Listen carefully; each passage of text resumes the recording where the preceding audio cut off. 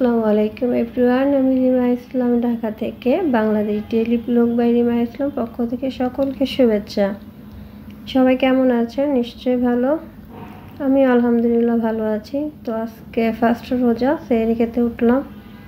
সবাই উঠে খাওয়া দাওয়া করতেছি। তো রোজার সময় আমার সেহরি খাওয়াটা হচ্ছে দুধ দিয়ে, কলা দিয়ে, ভাত। এটা দিয়ে আমি পুরো রোজাটাই দেখা যায় পুরো রোজায় আমি দুধ দিয়ে ভাত খাই, তরকারি নেই না, ভাল লাগে না ভোর রাতে অন্য কিছু দিয়ে খাওয়া দাওয়া করতে।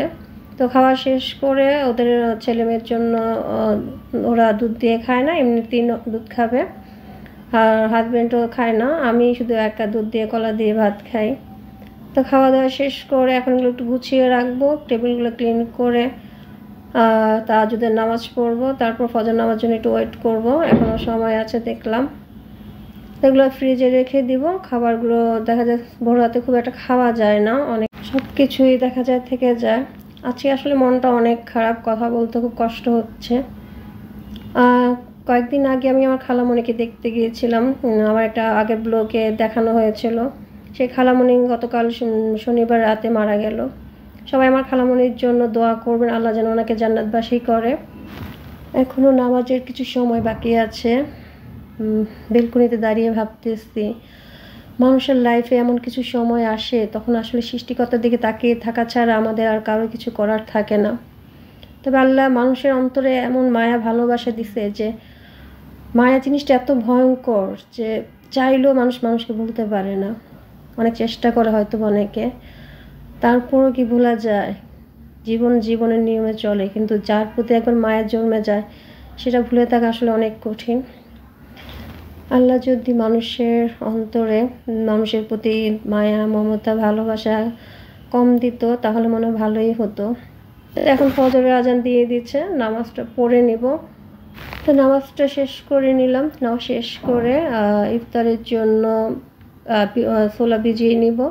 ভোর রাতে ভিজিয়ে রাখলে দেখা যায় সকালবেলা উঠে সিদ্ধ বসিয়ে দিলে তাড়াতাড়ি হয়ে যায়। তো এটা ভোর রাতেই সব কিছুই ভিজিয়ে রাখি। এখন ডাউলটাও করে রাখবো পেঁয়াজের জন্য।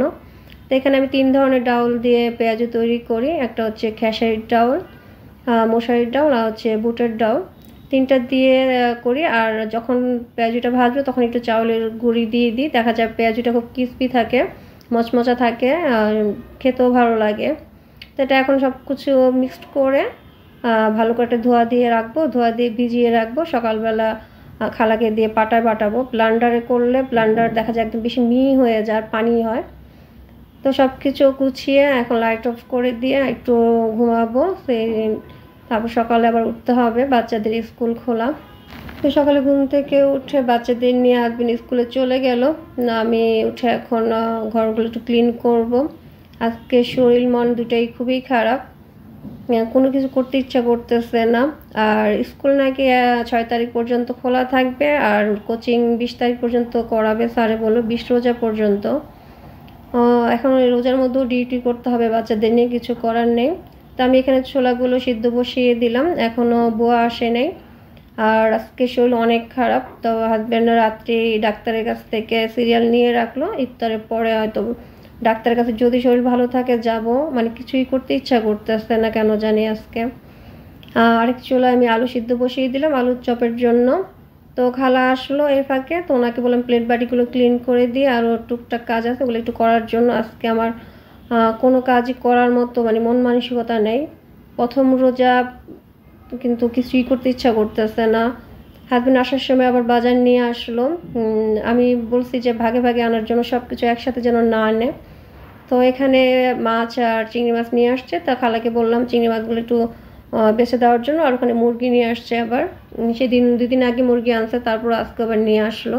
এগুলো একটু প্যাকেট করে এখন রেখে দেব। আর কিছু মাছ রান্নার জন্য আজকে নিব। আর এখানে গতকালকে পেঁয়াজের জন্য যে ডাউলটা ভিজিয়ে রাখলাম সেটা আমি ভালো করে ধুয়ে দিয়েছি। খালাকে বললাম যে আমি এটা ধুয়ে দিয়েছি, আপনি চিংড়ি মাছ বেছে দেওয়ার আগে আমার এই ডাউলটা বেটে দিবেন। আড়া বাটা করার জন্যই বললাম, বেশি মিক্স করতে না করলাম। তা উনি আমি যেভাবে বললাম সেভাবে উনি ডাউলটা বেটে দিল। পানি দিতে চাইলো, আমি নিষেধ করলাম যে পানি দিলে জিনিসটা নরম হয়ে যাবে। আর ডাউল বাটা শেষ করে চিংড়ি মাছ বাছতে বসলো, আর বললো আপু আজকে আপনার কী হলো, মন খারাপ কেন? আমি বললাম তেমন কিছুই না, তুমি কাজ করো। এই কথা বলে আমি রুমটা বেডগুলো এখন গুছিয়ে নিব। সকালবেলা এগুলো এমনি ঝাড়া দিয়ে রেখে দিয়েছিলাম, বিছনাগুলো করা হয়নি। তো কোনো কাজই ইচ্ছা করতেছে না, কেন জানি কিছুই ভালো লাগতেছে না। আজকে ইফতারি কীভাবে কি বানাবো বুঝতেছি না। তারপর হাজব্যান্ড এমনি বললো যে কিছু করতে ইচ্ছা না করলে কিছু করার দরকার নেই, বাইরে থেকে কিনে আনবো। তারপরও ফার্স্টের রোজা, পরিবারের সাথে একসাথে ইফতারি করব, বাসায় কিছু না করলে তো ভালো লাগে না, কিছু তো করবই। এখন রুমগুলো গোছানো শেষ, খালারও কাজ শেষ, আমি গোসল করে নামাজ পড়ে বাচ্চাদেরকে আনতে স্কুলে চলে যাব। এখন বাচ্চাদেরকে নিয়ে আসবো। রোজার সময় আসলে এই ব্রিজ পার হয়ে যাওয়াটা আমার জন্য একটু কষ্টদায়ক মনে হচ্ছে। আর মনে হয় প্রেশারটা লো। আমি আসার সময় ফার্মেসি থেকে প্রেশারটা মাপালাম, যেমন বললো যে আমার প্রেশারটা নাকি লো। ওদেরকে নিয়ে বাসায় চলে আসলাম। আসার পর একটু হালকা রেস্ট নিব, তারপরে বিকালে ইফতারি তৈরি করব। কোনো কিছু আসলে কারোর জন্য কারোর জীবন থেমে থাকে না, সময় তার নিজের গতিতেই চলে। আমি মন খারাপ করি আর শরীর খারাপই থাকুক, আমার জন্য কিছু থেমে থাকবে না, সব কিছুই চলবে।